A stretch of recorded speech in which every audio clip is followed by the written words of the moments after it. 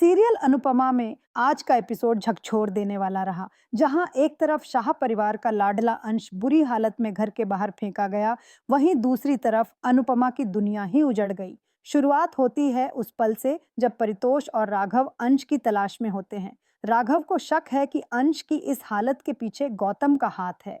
परितोष भी मानता है, लेकिन उनके पास कोई सबूत नहीं होता।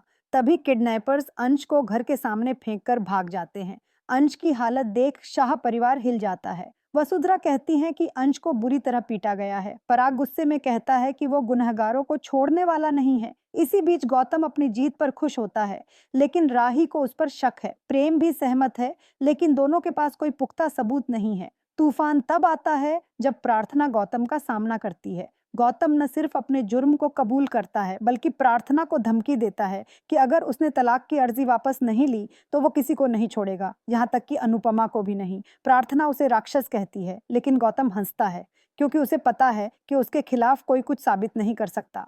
पर तभी कोठारी हाउस में धमाकेदार एंट्री करती है अनुपमा, और आते ही वह गौतम को जोरदार थप्पड़ मारती है। उसे अंश की हालत का सच्चा कारण पता चल चुका है। अनुपमा गौतम को पीटती है और साफ चेतावनी देती है। राही और प्रेम उसका धन्यवाद करते हैं। प्रार्थना भी अब सामने आकर बताती है कि गौतम उसे भी डरा रहा था।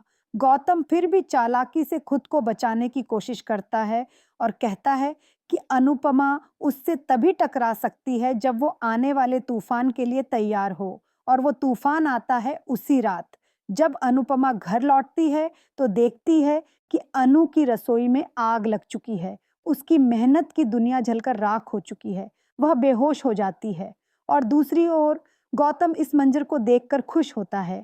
अब उसकी अगली नजर प्रेम और राही पर है। होश में आने के बाद अनुपमा पहले इसे सपना समझती है, लेकिन जब वह रसोई पहुंचती है तो वहां की हालत देखकर टूट जाती है। किंजल परेशान है। पारी सवाल करती है कि आखिर उनके साथ ही क्यों ऐसा होता है। राघव और हसमुख उसे समझाने की कोशिश करते हैं, लेकिन अनुपमा को यकीन है कि ये सब गौतम की साजिश है।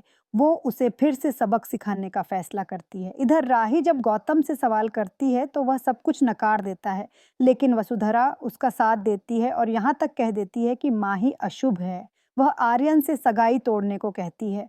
एपिसोड के अंत में अनुपमा पूरी तरह टूट चुकी होती है, लेकिन किंजल, पारी और माही उसे संभालते हैं। लीला कहती है कि अब लड़ने का वक्त है, झुकने का नहीं। अनुपमा फिर से खड़ी होती है, ये जानते हुए कि अब उसे खुद ही अपनी लड़ाई लड़नी होगी।